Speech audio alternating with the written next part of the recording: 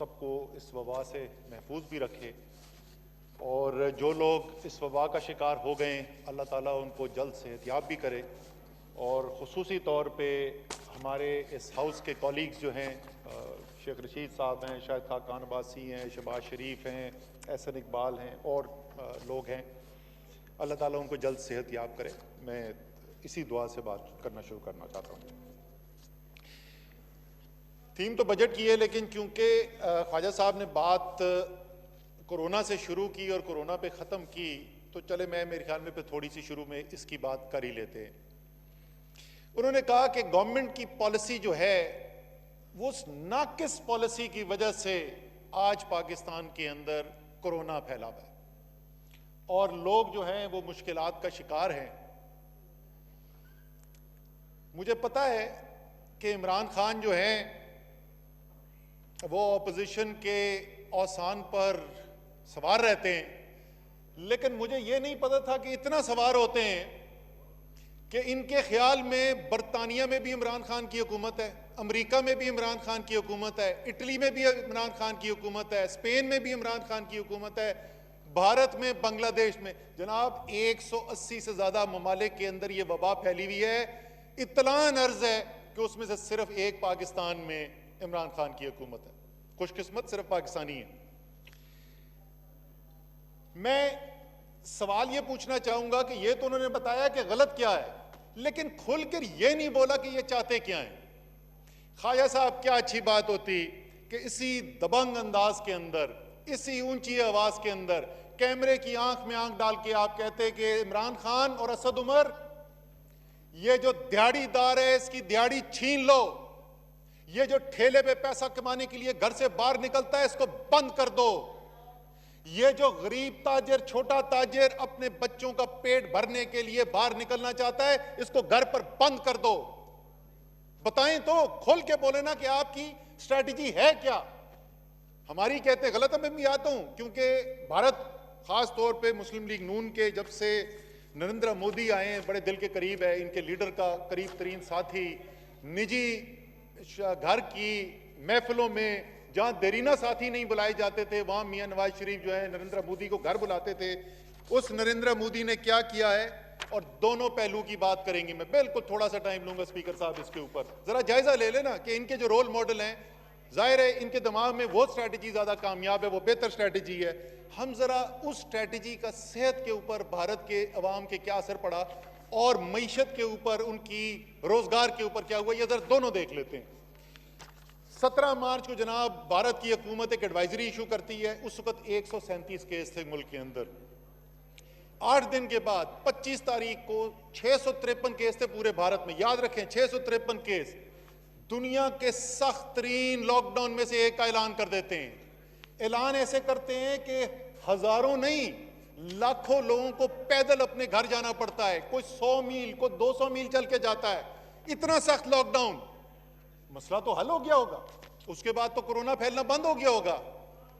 653 case जिस दिन lockdown लगा 25 मार्च को, 1 जून को भारत की हुकूमत ने हाथ खड़े कर दिए। उन्होंने कहा लॉकडाउन अब हम आगे नहीं चला सकते। तो जाहिर है 653 थे तो अभी तो खत्म हो गए होंगे ना। 25 मार्च से शुरू किए हुए, अप्रैल गुजर गया, मई गुजर गया, 1 जून आ गई, अभी तक तो कोरोना खत्म हो गया था। लेकिन यह क्या हुआ कि 1 जून को भारत में 1,98,317 लोग कोरोना के शिकार थे। मुल्क में लॉकडाउन था, 1,98,317 लोग कोरोना का शिकार थे। जिस दिन लॉकडाउन किया उस दिन तक भारत में 12 लोगों की मौत हुई थी। 12 लोग जिस दिन लॉकडाउन लगा। जब तक लॉकडाउन उठाया 5,608 लोगों की मौत हो चुकी थी। मुझे ख्वाजा साहब ने अभी मेरी एक ट्वीट कल की पढ़ के बताई, वो ट्वीट पूरी नहीं बताई, बिल्कुल सही इन्होंने कहा कि मैंने उस ट्वीट के अंदर लिखा था कि 14 मई से 14 जून, जिस एक माह के अंदर ये कहा जाता है कि जी हुकूमत की गलत पॉलिसी की वजह से बहुत ज्यादा फैलाव हुआ, और फैला हुआ भी 242% इजाफा हुआ अमवात के अंदर। ये बिल्कुल उन्होंने ठीक पढ़ के दिखाया। ये नहीं उन्होंने पढ़ा कि उसके साथ मैंने क्या लिखा था। उसी 14 मई से 14 जून लॉकडाउन वाले भारत के अंदर 258% अमवात में इजाफा हुआ। ये नाकाम पॉलिसी है, ये तमाम दुनिया के अंदर नाकाम हो गई। अमेरिका जहां पे एक दिन में 3-3 हजार केस हो रहे थे और दुनिया का अमीर तरीन मुल्क था, वहां पे 42 स्टेट्स ने पाबंदियां खत्म कर दी। वो नहीं बर्दाश्त कर सके। By imposing one of the harshest COVID lockdowns, दुनिया के सख्त तरीन लॉकडाउन लगाने की वजह से Moody has inflicted unprecedented damage on India's economy, on the poor. Modi ने इंडिया की मईशत पे कारी ज़र्ब लगाई जिसकी कोई मिसाल नहीं मिलती, और खास तौर पे इंडिया के गरीबों के ऊपर। कुछ आदादो शुमार के मुताबिक, ये मैं नहीं कह रहा, ये प्रधान कह रहे हैं, 12 करोड़ लोगों की रोजगार छिन गया। 12 करोड़ लोग। नतीजा क्या निकला? आधी आबादी, प्रधान साहब के मुताबिक, बर्कले के इकोनॉमिस्ट हैं, आधी आबादी यानी 65 करोड़ लोग जो हैं वो गुर्बत की लकीर से नीचे चले गए। और उनमें से वो कह रहे हैं with many approaching starvation levels, यानी भूख इतनी कि मौत का सामना है उनको। ये है वो स्ट्रेटेजी जो ये चाहते थे कि हम फॉलो करें। हमने क्या किया बेबी, मैं आगे जाके इसको बताऊंगा, लेकिन मैं फिर भी इंतजार करूंगा। मैं चाहूंगा कि वापस खड़े हो के कोई ना कोई तो अपोजिशन का लीडर पाकिस्तान के सफेद पोश और पाकिस्तान की गरीब की आंखों में आंखें डाल के बताए कि हम तो अमीर हैं, हम तो अरबपति हैं, करोड़पति हैं, हमें तो कोई फर्क नहीं पड़ता, हमें रोजगार मिलने के लिए बाहर जाना पड़े या ना जाना पड़े, लेकिन तुम्हें अपने घर में कैद कर देना चाहिए। बजट के ऊपर बात करते हैं जी। बजट पे ख्वाजा साहब ने कहा कि एक चीज से आपको पता चल जाएगा कि मईशत के अंदर क्या हुआ और इमरान खान की हुकूमत की कारकर्दगी क्या थी, और वो उन्होंने कहा कि रेवेन्यू के नंबर देख लें। हमाद अजहर साहब यहां बैठे हुए हैं, ये भी रेवेन्यू के ऊपर बहुत काम कर चुके हैं सर। जिस वक्त, और इन्होंने क्या कहा, याद करें इन्होंने क्या कहा, 5 साल में 40 से 50% इजाफा किया रेवेन्यू में। ये ख्वाजा साहब ने हमें बताया। ख्वाजा साहब बता रहे हैं, जरूर यकीनन ठीक बता रहे होंगे सर। यहां पर फरवरी के महीने तक कोरोना जो है, आपको याद हो, लॉकडाउन जो है वो 23 मार्च को किया गया था। फरवरी के महीने तक पिछले साल से 17% रेवेन्यू के अंदर इजाफा हो रहा था। 17%। ये किसी ने गलत बता दिया ख्वाजा साहब को कि उससे पहले जो है रेवेन्यू ग्रोथ नहीं थी। कोरोना ने क्या किया पाकिस्तान की मईशत के साथ, उधर तो उस पर तो आप आदादो शुमार आप मानेंगे नहीं। आज की रिपोर्ट पढ़ लें, अप्रैल के महीने में बरतानिया की मईशत 20% कम छोटी हुई है। तारीख में कोई नजीर नहीं मिलती। बरतानिया जैसा सैकड़ों साल पुराना मुल्क, आज तक तारीख में कभी एक महीने के अंदर 20% मईशत उनकी छोटी नहीं हुई। अमेरिका 4 करोड़ लोग जो हैं वो रोजगार से हाथ धो बैठे। बरतानिया की मैं पहले कहानी सुना चुका हूं। तो ये अब जो आदादो शुमार देख रहे हैं, ये वो हैं जो कोरोना के बाद के हैं। फिर उन्होंने कहा कि तहरीके इंसाफ की जो अवाम में मकबूलियत है वो बिल्कुल ख़त्म हो गई, और इनके सपोर्टर जो हैं, बल्कि उन्होंने कहा ये जो लेफ्ट साइड पे बैठे हुए हैं ये भी जो है ना, ये भी अब डिफेंड करने के काबिल नहीं रहे। यही वो लोग हैं जिन्होंने 1996 से बोलना शुरू किया, ये क्रिकेटर है इमरान खान, इसको क्या पता सियासत क्या होती है। 2002 में एक सीट थी। मुझे याद है मैं 2012 में, आज से 8 साल 8.5 साल पहले, स्पीकर साहब मैंने पार्टी ज्वाइन की तो लोगों ने मुझे कहा तुमने अजहर खान की पार्टी ज्वाइन कर ली है। मैंने कहा नहीं, मैंने तो अजहर खान नहीं, मैंने इमरान खान की पार्टी ज्वाइन की है। उन्होंने कहा इसका भी हशर वही होना, ये तकरीरें करता रहेगा, इसको कुछ नहीं मिलेगा। 2013 में खैबर पख्तूनख्वा में हुकूमत बनाई। वो हुकूमत इतनी कामयाबी से चलाई कि वो सूबा जिसमें आज तक कोई, वो पूछ रहे थे अपनी कारकर्दगी बताओ, जरा अपनी कारकर्दगी बताते हैं। 5 साल हम यही सुनते रहे, खत्म हो गए, डूब गए, परवेज खटक नाकाम हो गया। अभी अंदर बैठे थे इधर, कितने परवेज खटक चले गए, परवेज खटक नाकाम हो गया, ये तो सीट वापस नहीं मिलेगी। वो सूबा जिसमें दोबारा कभी हुकूमत दोबारा नहीं बनी थी, 2/3 अक्सरियत से वापस इलेक्ट होके आए। और मुझे, अगर मैं खुदा ना खास्ता अगर मैं मुस्लिम लीग नून का मेंबर होता तो मैं तो आज ख्वाजा साहब की तकरीर सुन के डर जाता, क्योंकि ख्वाजा साहब की तारीख ये रही कि ख्वाजा साहब ने एक दिन तकरीर की, ये 2013 के इलेक्शन से पहले, सर जी हौसला पैदा करें, हमने बड़ी 1 घंटे बड़ी बातें सुनी है, हमारे लीडर हैं, बुजुर्ग हैं, आराम से गौर से सुने, हर एक को मौका मिलेगा। और तमुल से ख्वाजा साहब ख्वाजा ने तकरीर आसिफ की। साहब ने भी तकरीर की है, किसी ने नहीं कोई दरमियान में इंटरप्ट किया। आपसे भी मेरी तमाम से गुजारिश है कि जो भी चाहे अपोजिशन से चाहे हुकूमती बेंचों से कोई भी स्पीच करे, आप तमुल से सुने। मेरे ख्याल में वो चाहते हैं कि सिर्फ मैं मुस्लिम लीग नून की ना बात करूं, थोड़ा मैं पीपल्स पार्टी की भी तारीख याद दिला दूंगा।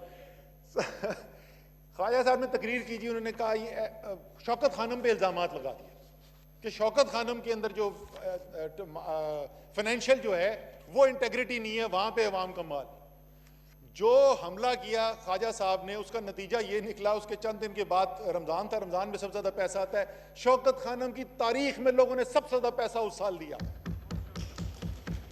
फिर उसके बाद इसी हॉल में इस कुर्सी पे खड़े होके मियाँ साहब ने तकरीर की, आपकी कुर्सी को एड्रेस किया और उन्होंने कहा हुजूर ये हैं वो जराए।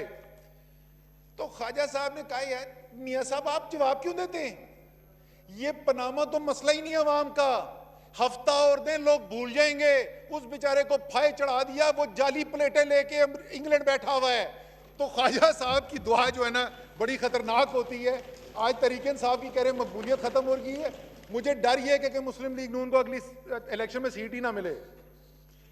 फिर ख्वाजा साहब ने एक बड़ा जायज सवाल पूछा जी, ये सवाल इनका बिल्कुल जायज था। इन्होंने कहा यार ये बताओ, कोरोना तो बाद में आया, मईशत तो उससे पहले तबाह हो चुकी थी। मैं रिपीट करता हूं, अल्फाज दोहराता हूं, उनका एक चीज ऐसी नहीं थी, एक चीज ऐसी नहीं थी जिससे पता चले कि मईशत बेहतरी की तरफ जा रही है। जनाब पहली चीज रेवेन्यू, मैंने जैसे पहले अर्ज किया 16.5% पिछले साल से ज्यादा चल रहा था, लेकिन ख्वाजा साहब कहते हैं एक चीज में बेहतरी नहीं। बाहर से बैरून मुल्क से जो सरमायाकारी की जाती है मुल्क के अंदर, वो पिछले साल से 2 गुना से ज्यादा थी, लेकिन ख्वाजा साहब को वो नजर नहीं आई। रिजर्व्स हमारे सेंट्रल बैंक के जो होते हैं वो रिजर्व में 50% का इजाफा था, लेकिन ख्वाजा साहब को नजर नहीं आया। वो रिजर्व बढ़ने की वजह से हमारे रुपए की कदर मुस्तहकम हो गई, बल्कि जो 163 164 पे पहुंच गया था वहां से वापस 154 155 में आ गया, लेकिन एक चीज की बेहतरी नहीं नजर आई। एक्सपोर्ट्स जो पाकिस्तान की तारीख का वाहिद हुकूमत का कारनामा है, ये कोई और हुकूमत नहीं कर सकी। 2013 में हुकूमत में आए, जब 2018 में 5 साल के बाद गए तो 2013 से कम एक्सपोर्ट थी। 5 साल में वो एक्सपोर्ट सालाना बुनियाद के ऊपर 4.5% इजाफा हो रहा था, और जो लेटेस्ट महीना आया था उसमें पहली दफा 6 साल में डबल डिजिट ग्रोथ यानी 11% इजाफा हो रहा था। जो इंपोर्ट थी, जो बाहर से आता है इधर माल, उसमें कमी हो रही थी। ट्रेड करंट अकाउंट डेफिसिट जो मजमूई खसारा होता है बैरूनी, उसमें 73% बेहतरी नजर आ रही थी, लेकिन ख्वाजा साहब तक खबर नहीं पहुंची। वो एग्रीकल्चर रीढ़ की हड्डी है, 2/3 पाकिस्तान का उससे रिश्ता है। 2.8% इजाफा हुआ इस साल, पिछले साल 0.6% हुआ था। मेरे ख्याल में बात समझ में आ गई होगी। अभी और लंबी फहरिस्त है, मैं और बहुत सारी चीजें बता सकता हूं जो कोरोना से पहले मईशत के इस्तेकाम की गवाही दे रहे थे। मुस्लिम लीग नून की उन्होंने बड़ी लंबी चौड़ी फहरिस्त पढ़ी। मैंने सोचा कि मैं इसका बड़ा टेक्निकल किस्म का जवाब दूं, फिर मैंने कहा छोड़ें जी, क्या टेक्निकल बातों में क्या जाना। मैं सिर्फ आसान सा मुस्लिम लीग नून की जो मईशत थी उसका जो नजरियाती जो असास था वो मैं आपको बता दूं, और वो जो है मिर्जा गालिब के पास से आया था जी। मिर्जा गालिब कहते हैं कर्ज की पीते थे मैं और समझते थे कि हां रंग लाएगी हमारी बादामस्ती एक दिन। कर्जे ले लेके मईशत को उधर लाके खड़ा कर दिया कि अभी हुकूमत नहीं बदली थी, अभी हुकूमत नहीं बदली थी। इन्होंने कहा इसहाक डार की पॉलिसियां मिफ्ता ने चलाई, मिफ्ता ने आते ही सबसे पहले कहा तबाही हो रही है। उन्होंने जाली जो रुपया ऊपर रखा हुआ था उस पॉलिसी को चेंज किया। ख्वाजा साहब कह रहे हैं 50 रुपए गिर गया। ख्वाजा साहब सिर्फ 7 महीने के अंदर दिसंबर से जुलाई 22 रुपया गिर चुका था, सिर्फ 7 महीने के अंदर। उसके बाद से तो रुपए की कदर में इस्तेकाम आया है शुरू में गिरने के बाद। फिर जनाब पीएसडीपी की बात की गई, चले वो ज्यादा बड़ी बात नहीं, छोटी मैं बता देता हूँ। किसी ने गलत नंबर दे दिया काजी साहब को, 750 अरब नहीं था, 661 अरब रुपए था पिछले साल। मैं इस साल अभी आता हूँ, मैं आखिर आपको असल तो मैं बात इस साल के तरक्याती मंसूबों की बताना चाहता हूँ, लेकिन मैं जल्दी जल्दी जवाब दे जाऊं।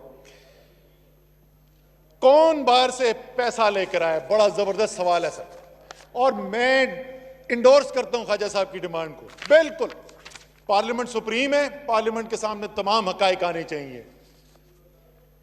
2014 2015 हम आपको शायद याद हो, 2014 या 15 के अंदर डॉलर बॉन्ड किए गए थे, बाबरवान साहब को याद है।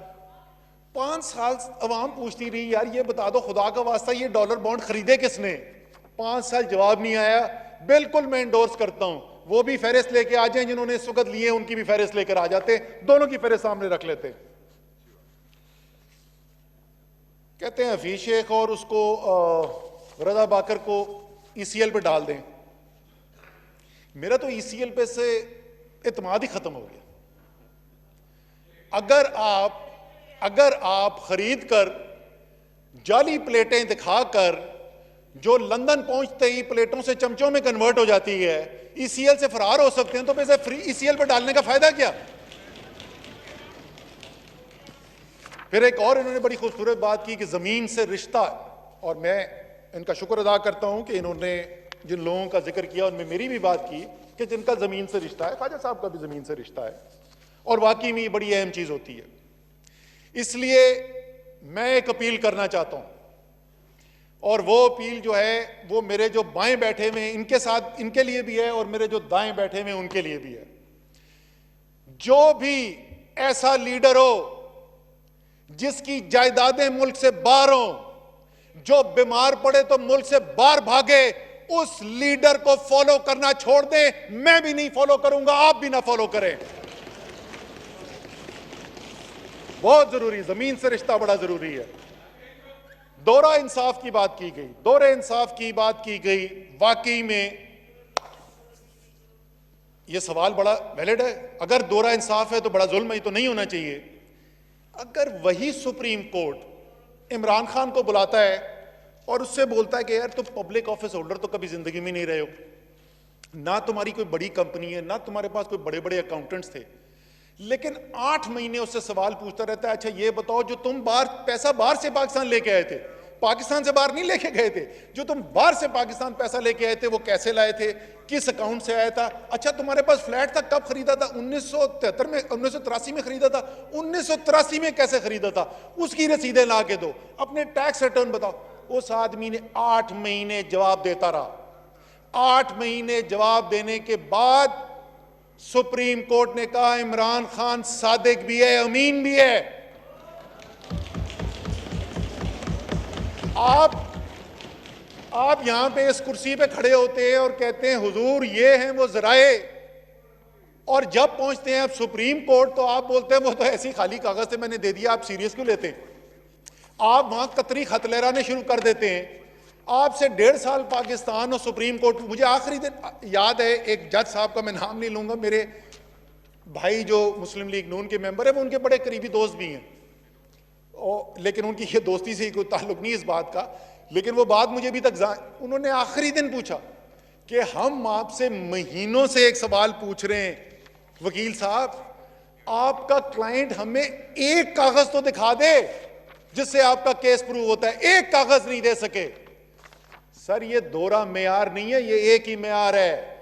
जो सच की बात करता है, जो सवाल का जवाब सीधा देता है, उसको सुप्रीम कोर्ट सादिक और अमीन कहता है, और जो राय फरार इख्तियार करता है उसको सुप्रीम कोर्ट जो है वो फिर गॉडफादर से तशबीह देता है। दोहरे मेयार की बात नहीं है, ये एक ही मेयार है। नैब बड़े लंबी फहरिस्त सुनाई गई, जाहिर है कोई खुशी की बात नहीं है। अगर कोई भी ऑनरेबल मेंबर यहाँ का नैब की जद में आता है, जेल में जाता है, तो ये कोई खुशी की बात नहीं है। मेरे ख्याल में बुल्ले शाह ने कहा था दुश्मन मरे तो खुशी ना करिए, सजना भी मर जाना। ये कोई खुशी की बात नहीं है। लेकिन सर मेरे दोस्त मासूमाना सवाल है, वसीम बदामी से चुराया हुआ जुमला, मासूमाना मेरे 2 सवाल है। क्या नैब का कानून जिसके तहत ये सारी कार्रवाई की जा रही है, क्या इस कानून को बनाने में तहरीके इंसाफ का कोई हिस्सा था? या ये तमाम कानून जो बना हुआ है ये इस तरह बैठे हुए लोगों का बनाया हुआ है?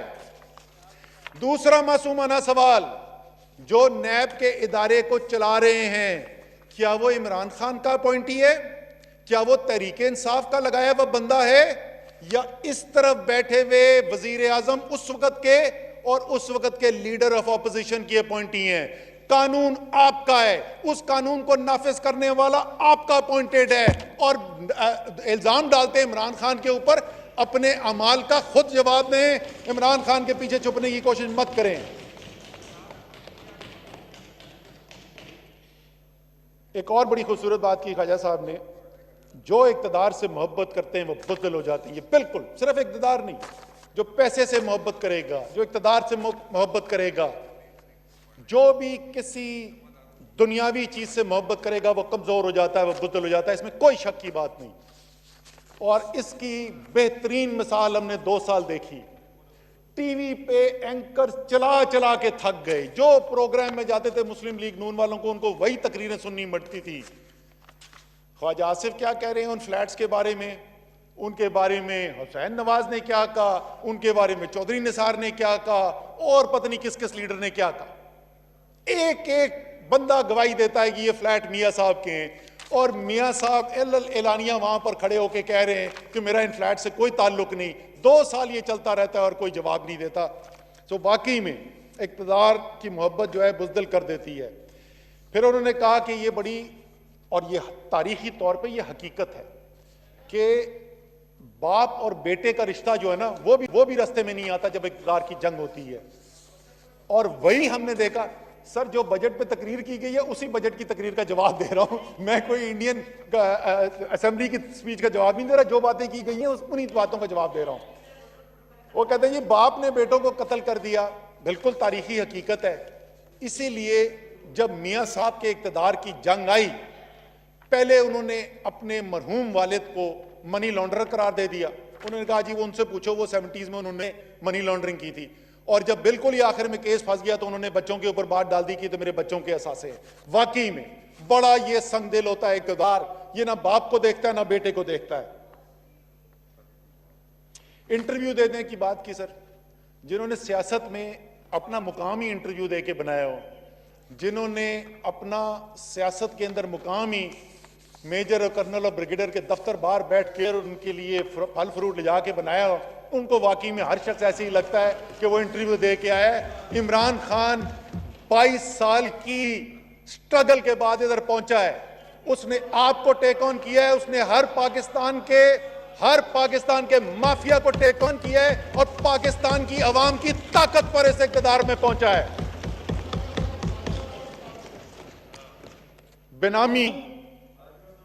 बेनामी वो भी आपकी अपॉइंटमेंट्स हैं सारी। यार अपनी अपॉइंटमेंट्स का मलबा हम पे ना डालो यार। अच्छा जी, फिर बेनामी कहते हैं जनाब। मुझे तो मैं सरप्राइज हो गया, कहीं पता नहीं कोई मियां शहबाज शरीफ के साथ कुछ थोड़ा शायद टेंशन ना चल रही हो। सर, अभी उनके नौकरों के अकाउंट्स में से अरबों रुपए निकले। इसको बोलते हैं बेनामी। ये कानून की डेफिनेशन है बेनामी की। तो वाकई में बेनामी बड़ी खतरनाक चीज होती है। और जो बेनामी काम करते हैं अब वो पाकिस्तान के कानून के मुताबिक मुजरिम भी है। पहले ये कानून नहीं था, अब कानून के मुताबिक मुजरिम है। एजुकेशन हेल्थ का बांग्लादेश का जिक्र किया। मैं आखिर में बड़ा क्विकली सिर्फ 5 मिनट लूंगा, मैं हाईलाइट्स बताऊंगा आपको हमारे अगले साल के मंसूबों की, उसके अंदर मैं इसका जवाब दे दूंगा। इंपीरियल की स्टडीज। सर, मुझे एक चीज पे बड़ा इतराज है। बहुत सारी बातें भी जो तनकीद की ख्वाजा साहब ने, ये ख्वाजा साहब के दिल की आवाज है, इनकी सोच है। मैं उससे इख्तलाफ कर सकता हूं, ये ख्वाजा साहब की सोच है और इनको एक हक बनता है। और एक आज़ाद शख्स के होते हुए इनकी सोच जो है वो मैं उसका एहतराम करता हूं। मैं उससे इख्तलाफ करता हूं लेकिन मैं एहतराम करता हूं। ये जो पाकिस्तान के अंदर एक गोरे की ज़हनी गुलामी जो है ना, इंपीरियल ने स्टडी छाप दी, अब वो सब जो है सुबह से लेके शाम तक। सर, हमें इस बात में कोई शर्म नहीं है। हम ज़हनी तौर पे गोरे की गुलामी करने के लिए तैयार नहीं है। हमारे अपने Pakistani scientist world class data analyst, artificial intelligence के एक्सपर्ट्स, एपिडेमियोलॉजिस्ट फोरकास्ट करते हैं। फोरकास्ट अभी तक बिल्कुल मौसर साबित हो रही है, कंजर्वेटिव रख के करते हैं। उस पाकिस्तान के अवाम क्या समझते हैं कि इमरान खान ने पिछले 3 महीने क्या किया है? 82% पाकिस्तान के अवाम ने कहा कि इमरान खान बिल्कुल ठीक कर रहा है जिस तरीके से कोरोना की जंग लड़ रहा है। बिलियनियर्स हु फ्लेड पाकिस्तान के जी भाग गए, अरबपति जो हैं वो भाग गए। बाकी सर बाकियों को तो पता नहीं। एक आजकल अरबपति जरूर हैं जो हमें कॉफी पीते हुए और चहलकदमी करते हुए लंदन में नजर आते हैं, तो उनको यकीनन वापस आना चाहिए। उनके मुल्क में मुश्किल हालात हैं इस वक्त, उनको यहां होना चाहिए। एक मैं माफी मांगना चाहता हूं, मेरे ख्वाजा साहब मेरे बड़े भाई के बहुत दोस्त भी हैं जी, तो मैं सियासी मुखालफत अलग लेकिन इनका जाती तौर पे एक एहतराम भी है। तो मैं एक इन्होंने बात की थी जिसमें मैं हंस पड़ा था, जो मुझे नहीं करना चाहिए था। उन्होंने कहा हम देंगे जनूबी पंजाब। ख्वाजा साहब 1983 से लेके 2018 तक 35 साल या वफाक में या सूबे में और कई मुकामात पे दोनों पे आपकी हुकूमत थी। इंतजार किस बात का था? 35 साल गुजरने के बाद खुदा का वास्ता ये ना कहे हम देंगे। इंशाल्लाह देंगे सर, इंशाल्लाह देंगे सर। आखिरी 3 चीजें छोटी छोटी मैं क्विकली कह दूं, आखिरी 3 चीजें मैं छोटी बोल दूं और उसके बाद मैं 5 मिनट लूंगा सिर्फ मंसूबों के ऊपर। कराची और फैसलाबाद में उन्होंने कहा कि ये बहुत बेहतरी की थी, बड़ी मेहनत की और कराची और फैसलाबाद के अवाम के लिए बिजली भी वहां पर बेहतर की, अमन ओमान भी वहां पर लेके आए। और ये सब करने के बाद कराची और फैसलाबाद के अवाम क्या ख्याल रखते थे इनकी कारकर्दगी का? 21 में से 14 सीटें कराची ने तहरीक इंसाफ को दी और फैसलाबाद शहर की 4 में से 4 सीटें फैसलाबाद ने पीटीआई को दी।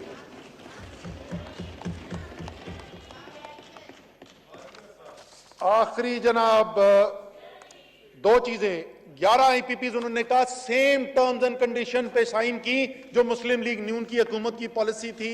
किसी ने गलत ये खबर पहुंचाई है, ख्वाजा साहब जाके चेक कर लें। जो इस हुकूमत में रिन्यूएबल के मायदे तय हो रहे हैं, ये पिछले साल की अप्रूव्ड पॉलिसी जो थी उसके अंदर जिस रेट पे मंसूबे होने थे उससे आधी से भी कम है और कुछ 1/3 पे हैं। और आखिरी बात, कट्टे चूजे।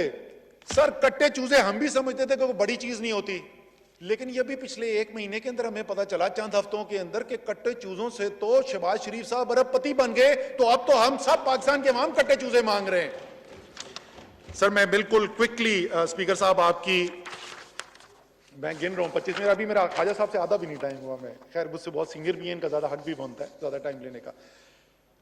2020-21 सर जो तरक्याती मंसूबे हैं उनकी मैं हाईलाइट्स आपको बताना चाहता हूं। 650 अरब रुपए का जो पीएसडीपीएस, उसकी कुछ हाईलाइट्स मैं आपको बता दूं। पहली बात तो ये तालीम और सेहत की बात की थी ख्वाजा साहब ने, तो इनको खुशी होगी ये सुन के कि तालीम और सोशल सेक्टर जो है जिसमें सबसे बड़ी 2 शोबे जो हैं वो तालीम और सेहत हैं, उसका बजट पिछले साल में टोटल पीएसडीपी का मजमूई पीएसडीपी का 29% था, इस साल वो 38% कर दिया गया है। तालीम के ऊपर सर हायर एजुकेशन, जाहिर है नीचे तो एजुकेशन सूबों के पास है, हायर एजुकेशन की आपको अच्छी खबर बता दें स्पीकर साहब, इस साल जो हायर एजुकेशन कमीशन ने अपनी डेवलपमेंट एक्सपेंडिचर किया है वो पाकिस्तान की तारीख का सबसे बड़ा तरक्याती अखराजात हैं 1 साल के अंदर, और जो सेकंड हाईएस्ट था पाकिस्तान की तारीख में उससे 50% ज्यादा। इससे पहले 18 अरब रुपए 1 साल में सबसे ज्यादा था, इस साल 28 अरब रुपए के तरक्याती मंसूबे किए हैं हायर एजुकेशन कमीशन ने। इसी तरीके से अगले साल 25% मजीद इजाफा करने जा रहे हैं और 28 अरब से बढ़ा के 35 अरब के ऊपर लेके जा रहे हैं। तो तालीम बिल्कुल मैं इनके साथ हूं, तालीम के ऊपर पूरी तवज्जो, यानी 2 साल के अंदर हम दुगनी कर देंगे हायर एजुकेशन की डेवलपमेंट स्पेंडिंग। दूसरी चीज सेहत। सर सेहत के डायरेक्ट मंसूबे जो हैं वो तो 14 अरब रुपए के हैं। उसके अलावा हमने 50 अरब रुपए के मंसूबे रखे हैं मैचिंग ग्रांट के ऊपर सूबों से। तमाम सूबों से बात हो गई है, सिंध की हेल्थ मिनिस्टर से भी मेरी बात हो गई है, पंजाब की हेल्थ मिनिस्टर से, केपी की हेल्थ मिनिस्टर से और बलूचिस्तान के चीफ मिनिस्टर से। इंशाअल्लाह ताला 50 अरब रुपए, ये सेहत का जो निजाम जो इस वक्त आपको कमजोर नजर आ रहा है, ये बिल्कुल उन्होंने ठीक बात की कि ये इसमें बड़ी से तेजी से इजाफे की जरूरत है, क्योंकि ये 30 साल 40 साल से निगलेक्टेड सेक्टर रहा है जिसकी कीमत आपको इस वक्त नजर आ रही है। तो अगले साल मजमूई तौर पे सेहत के अंदर डेवलपमेंट प्रोजेक्ट्स पे वफाकी हुकूमत 65 अरब रुपए खर्च करेगी, यानी कि ये 5 गुना ज्यादा होगा उस अखराजात से जो पिछले साल थे, 5 गुना इजाफा। स्पेशल एरिया सर, मुझे बहुत खुशी है और दिल से इस बात की खुशी है, मक्सी साहब इधर बैठे हुए हैं, जुबैदा जलाल बैठी हुई हैं, सबसे ज्यादा एलोकेशन फेडरल पीएसडीपी के अंदर जिन मंसूबे के ऊपर हो रही हैं वो बलोचिस्तान के अंदर हो रहे हैं, सबसे ज्यादा शेयर इस वक्त बलोचिस्तान का है। हमारे जो साबका कबायली जिले हैं जी, वो आजाद कश्मीर, गिलगित बल्तिस्तान खुसूसी तौर पे 100 अरब रुपए रखे गए हैं यहां पे तरक्याती मंसूबों के लिए। कराची पाकिस्तान का सबसे बड़ा शहर, पाकिस्तान को सबसे ज्यादा रेवेन्यू देने वाला शहर, मुल्क को चलाने के अंदर कलीदी किरदार अदा करने वाला शहर, खुसूसी तवज्जो का हकदार है। सबसे ज्यादा पानी की कमी है। K4 के मंसूबे के लिए मैक्सिमम जितनी मेरे पास लीगल लिमिट थी हमने वो डाल दी है। सिंध हुकूमत के पास टेक्निकल कमेटी का पैसा रिपोर्ट रखी हुई है। मैंने NEC मीटिंग में भी अपील की थी, सिंध चीफ मिनिस्टर से दोबारा अपील करता हूं, नवीद कमर साहब से भी रिक्वेस्ट करूंगा कि वो उनसे बात करें, ये भी कराची में रहते हैं। जितनी जल्द सिंध हुकूमत से हमारे पास उनकी फाइनल रिकमेंडेशन आ जाएगी, K4 के मंसूबे को इंशाअल्लाह ताला सिंध के साथ मिलकर शुरू भी करेंगे और मुकम्मल भी करेंगे। KCR कराची का 30 साल पुराना डिमांड, सुप्रीम कोर्ट के फैसले से वो, क्योंकि सिंध हुकूमत उस पर कार्रवाई नहीं कर रही थी, वफाक के पास आ गया है। इस साल के तरक्याती बजट में उसका पहला फेज शामिल कर दिया गया है। इंशाअल्लाह ताला कराची के अंदर KCR मुकम्मल करके दिखाएंगे। ग्रीन लाइन का मंसूबा जो पहले से इंप्लीमेंट हो रहा है, ग्रीन लाइन के मंसूबे को मुकम्मल करने के लिए पूरे फंड्स रख दिए गए। इस माली साल के अंदर इंशाअल्लाह ग्रीन लाइन मुकम्मल हो जाएगी। Combined effluent treatment plant, sewage का बहुत बड़ा मसला है कराची के अंदर। ये सिंध गवर्नमेंट से आया था प्रपोजल, हमने उसके लिए पैसे रखे हैं, वफाकी बजट के अंदर वो पूरा करेंगे। सीपेक के ऊपर बात की गई कि सीपेक को नजरअंदाज किया जा रहा है। अगले साल स्पीकर साहब आपको खुशी होगी कि 77 अरब रुपए सीपेक के मंसूबों को आगे बढ़ाने के लिए मुख्तस किए गए हैं। सबसे बड़ी चीज, अल्लाह ताला शेख रशीद को जल्द सेहतयाब करे। बड़े दिल से जी वो ML1 के लिए मेहनत करते हैं, बार बार मेरे साथ फॉलो अप करते हैं। शेख साहब घर पे सुन रहे होंगे, उनको भी खुशी है, मुझे भी खुशी है। ML1 हकीकत बनने जा रहा है, अगले साल से उसके ऊपर काम शुरू हो जाएगा। योब कुचलाक रोड, यारिक योब, फिर हमारी बुरहान हकला रोड, ये जो बड़ी सड़कें हैं सीपेक की, इनके ऊपर काम जारी रहेगा। लाहौर मटियारी ट्रांसमिशन लाइन मुकम्मल की जाएगी। इस साल जो है हब चाइना का 1320 मेगावाट का प्लांट और एंग्रोथर का 660 मेगावाट का प्लांट, 2000 मेगावाट की नए बिजली के मंसूबे सीपेक के मुकम्मल हुए हैं। इसके अलावा टपाल इलेक्ट्रिक का 330 मेगावाट का फाइनेंशियल क्लोज हुआ है और थर की ब्लॉक 1 की 7.8 मिलियन टन की माइनिंग के प्रोजेक्ट का फाइनेंशियल क्लोज हुआ है। और आखिरी चीज सीपेक के अंदर 3 स्पेशल इकोनॉमिक जोन, बिकॉज हमें सनत लगानी है, लोगों को नौकरियां देनी है। फैसलाबाद, रशकाई, बोस्तान बलोचिस्तान में, रशकाई खैबर पख्तूनख्वा में 3 स्पेशल इकोनॉमिक जोन्स की मंजूरी दी गई है और उनके ऊपर फिजिकल काम शुरू हो चुका है। तो ये सीपेक की प्रोग्रेस है जी। सेकंड लास्ट चीज, सिंध के अंदर इस वक्त एक बहुत बड़ी डिमांड है और बड़ी जायज डिमांड है। पूरे पाकिस्तान में मोटरवे कंप्लीट हो गई है, लेकिन सक्कर हैदराबाद का पोर्शन जो है वो मुकम्मल नहीं है। पब्लिक प्राइवेट पार्टनरशिप के अंदर PPP अथॉरिटी जो बनी है, जिसको मैं चेयर करता हूं, उसने जो पहला बड़ा मंसूबा जिसकी मंजूरी दी है, 206 अरब रुपए का मंसूबा है, वो हैदराबाद से सक्खर का मोटरवे है। इंशाअल्लाह ताला उसके ऊपर इस साल काम शुरू हो जाएगा और 50 अरब रुपए इस साल इंशाअल्लाह उसके ऊपर अखराजात भी आ जाएंगे। आखिरी चीज पानी, और पानी के अंदर क्यों जरूरी है।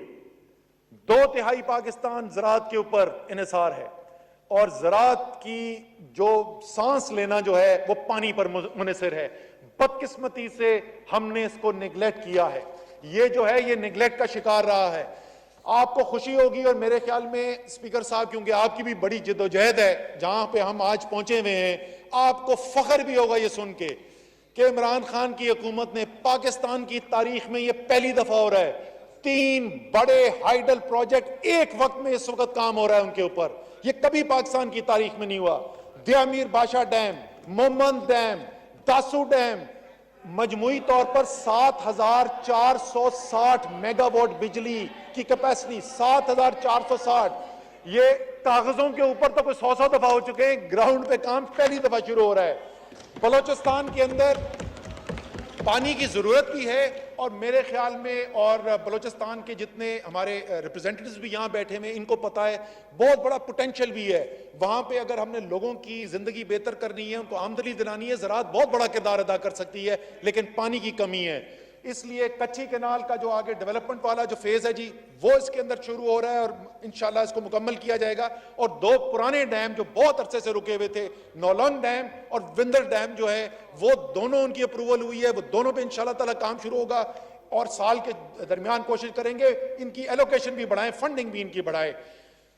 सिंध में कोटरी के डाउन स्ट्रीम जो लोग जानते हैं, नवीद कमर साहब बहुत अच्छी तरीके से इस बात को जानते हैं, सी वाटर इंक्रोचमेंट हो रही है, वहां पे फ्रेश वाटर की कमी होती है कई सालों के अंदर। Downstream of Kotri barrage Sindh barrage बनाने का मंसूबा है, उसकी फीजिबिलिटी के पैसे शामिल कर दिए गए हैं। इंशाअल्लाह ताला वो फीजिबिलिटी मुकम्मल होगी और ये मंसूबा जो सिंध की कोस्टल बेल्ट के लिए खासतौर पर इंतहाई जरूरी है, उसको मुकम्मल किया जाएगा। और आखिरी मंसूबा जिसका मैं जिक्र करना चाहता हूं, खैबर पख्तूनख्वा के अवाम की जी ये हक है कि उनको भी अपना इरसा का जो पानी का वाटर रिकॉर्ड के मुताबिक पूरा है शेर, वो पूरा मिले। शगुफ्ता जवानी साहबा, मोहतरमा, आप इतनी जोर जोर से नारे लगा रही हैं, बगैर माइक के आपकी आवाज पूरे हॉल में गूंज रही है। आप सबर से सुने, सबर से सुने प्लीज, सबर से सुने जी सर, वो सबर से सुने आप।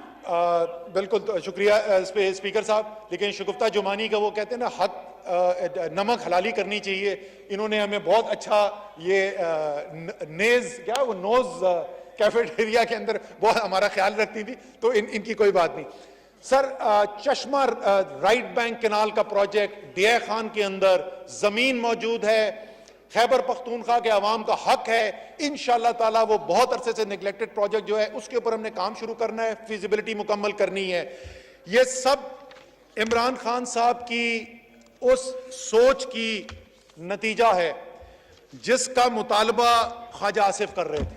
ख्वाजा आसिफ ने बिल्कुल कहा कि अगर कहीं और से पैसा काटना भी पड़े तो आप तरक्याती काम को फिर भी ना कम करें।